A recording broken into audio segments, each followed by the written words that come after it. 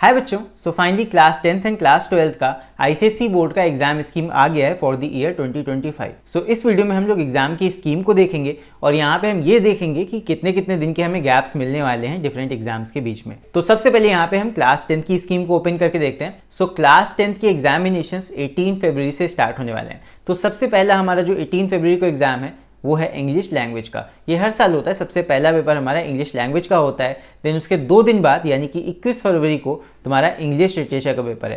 Then उसके बाद में नेक्स्ट पेपर तुम्हारा, अगर तुम इंडियन लैंग्वेजेस का पेपर दे रहे हो तो 3 दिन के बाद है 22, 23, 24 और उसके बाद में तुम्हारा इंडियन लैंग्वेजेस का पेपर आ जाएगा 25 फरवरी को। बट अगर तुम ये नहीं दे रहे हो तो तुम्हारे पास में एक लंबा गैप हो जाता है 11 डेज़ का। एंड 11 डेज़ के बाद में तुम्हें यहाँ पे मैथ्स का पेपर देना है 4 मार्च को। तो एक लंबा गैप है मैथ्स के लिए, तुम्हें अच्छा खासा गैप मिलेगा। तो यहाँ पे जो लंबा गैप है मैथ्स के लिए, ये तुम सिर्फ मैथ्स के लिए न यूज़ करके बाकी जो आगे के पेपर्स हैं उनके लिए भी इस्तेमाल कर सकते हो। तो वही चीज़ है, जहाँ लंबा गैप हो वहाँ पे और भी आगे के पेपर्स तुम वहाँ तैयार कर सकते हो। फिर इसके बाद नेक्स्ट जो पेपर है वो है हिंदी का, एंड हिंदी का पेपर तुम्हारा होगा 6 मार्च को। आगे आते हैं। फिर उसके बाद में अगला जो पेपर है वो है हिस्ट्री सिविक्स का 10 मार्च को। इसके लिए तुम्हारे पास में 3 दिन का गैप रहेगा, 7, 8, 9। उसके बाद में 10 को तुम्हारा हिस्ट्री सिविक्स का पेपर हो गया। फिर उसके बाद में 11th को तुम्हारे पास में गैप रहेगा। देन 12th को तुम्हारा ज्योग्राफी का पेपर है। ओके, हिस्ट्री सिविक्स के बाद फिर ज्योग्राफी का। एंड पहले क्या होता था, हिस्ट्री सिविक्स एंड ज्योग्राफी पहले हो जाता था फिर हिंदी का होता था। बट इस बार क्या हुआ है, हिंदी पहले कर दिया गया और हिस्ट्री सिविक्स एंड ज्योग्राफी को आगे बढ़ा दिया गया। देन उसके बाद में 17 मार्च को तुम्हारा फिजिक्स का पेपर है। देन उसके बाद में 19 मार्च को, यहाँ पे 2 दिन के गैप के बाद तुम्हारा कंप्यूटर एप्लीकेशंस का पेपर है। ये रहा कंप्यूटर एप्लीकेशंस। फिर कंप्यूटर एप्लीकेशंस के बाद तुम्हारा 21 मार्च को केमिस्ट्री का पेपर है। यहाँ पे तुम्हारे पास में 1 दिन का गैप रहेगा 20 मार्च को।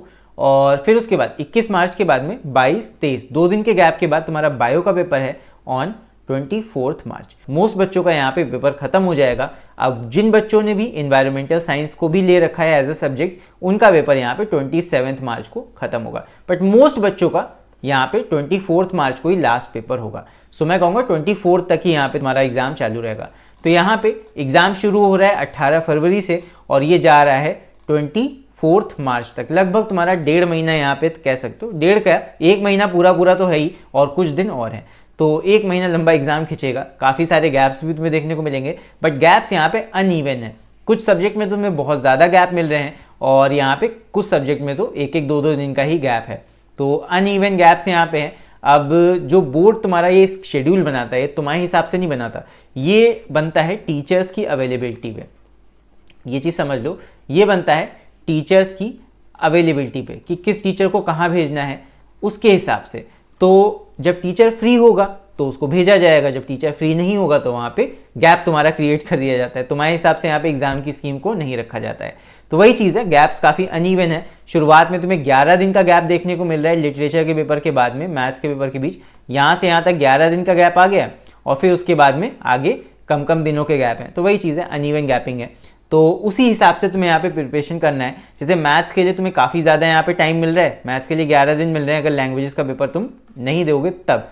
तो 11 दिन के गैप में तुम आगे के पेपर्स को भी तैयार कर सकते हो। हिंदी पढ़ सकते हो, 1 दिन में ही तुम हिंदी तैयार कर सकते हो, हिंदी में पढ़ने ही क्या है। और history civics, geography, physics, chemistry, computer, biology, ये सारे के सारे थोड़ा थोड़ा तुम रिवाइज कर सकते हो उन 11 दिनों में। तो ऐसे है। अब हम बात कर लेते हैं क्लास 12th के एग्जाम शेड्यूल की। सो क्लास 12th के बच्चों का भी यहाँ पे एग्जाम शेड्यूल आ चुका है और क्लास 12th के बच्चों का जो एग्जाम है वो 14 फरवरी से यानी कि वैलेंटाइन डे से ही स्टार्ट होने वाला है। सो यहाँ पे 14 फरवरी से सबसे पहला पेपर तुम्हारा है इंग्लिश लैंग्वेज का। जैसे कि हर साल होता है, इंग्लिश लैंग्वेज का ही पेपर सारे एग्जामिनेशन में सबसे पहला होता है, आईसीएसई में खासकर। तो यहाँ पे सबसे पहला पेपर हमारा है इंग्लिश लैंग्वेज का on 14 February. Next English literature का पेपर है 17 फरवरी को। फिर इसके बाद 6 दिन के गैप के बाद अगला जो हमारा पेपर है वो है 24 फरवरी को केमिस्ट्री का। सो 6 दिन का गैप है केमिस्ट्री के लिए, तुम्हारे पास में काफ़ी गैप रहेगा, अच्छे से तैयार कर सकते हो केमिस्ट्री। एंड देन इसके बाद में यहाँ पे 7 डेज़ का गैप है अगर तुम अगेन इंडियन लैंग्वेजेस नहीं दे रहे हो तो। ये इंडियन लैंग्वेजेस का पेपर तुम्हारा 28 फरवरी को है। अगर इसको नहीं दे रहे हो तो तुम्हारे पास में 7 दिन का गैप मिल जाएगा फॉर मैथमेटिक्स, जो कि है 3 मार्च को। मैथमेटिक्स के लिए अच्छा खासा गैप है, तो मैथ्स भी तैयार कर सकते हो सही से। फिर मैथ्स के बाद में तुम्हारे पास में 3 दिन के गैप के बाद में तुम्हारा फिजिक्स का पेपर है ऑन 7th मार्च। ठीक है, फिजिक्स के लिए थोड़ा कम मैं गैप कहूँगा बिकॉज फिजिक्स में भी काफ़ी सारे चैप्टर्स हैं जैसे केमिस्ट्री में होते हैं और यहाँ पे दिन तुम्हारे पास में सिर्फ 3 है, तो फिजिक्स तुम्हें पहले से अच्छे से तैयार करके रखनी पड़ेगी। फिर इसके बाद जिन बच्चों ने बायो ले रखी है उन बच्चों का बायो का पेपर होगा 21 मार्च को, और बायो के पेपर के लिए यहाँ पे अच्छा खासा गैप है 13 डेज का। एंड जिन बच्चों ने बायो नहीं ले रखा है ऑब्वियसली उनके लिए अगला पेपर होगा 24 मार्च को कंप्यूटर साइंस का। ओके, जिन बच्चों ने बायो ले भी रखा है वो भी कंप्यूटर साइंस ले सकते हैं। तो यहाँ पे कंप्यूटर साइंस का पेपर होगा 24 मार्च को। तो जो मैथ साइड के बच्चे हैं उनके लिए यहाँ पे अच्छा खासा 16 दिन का गैप होगा आफ्टर फिजिक्स पेपर। तो 16 दिन के गैप में अच्छे से तुम कंप्यूटर साइंस पढ़ सकते हो।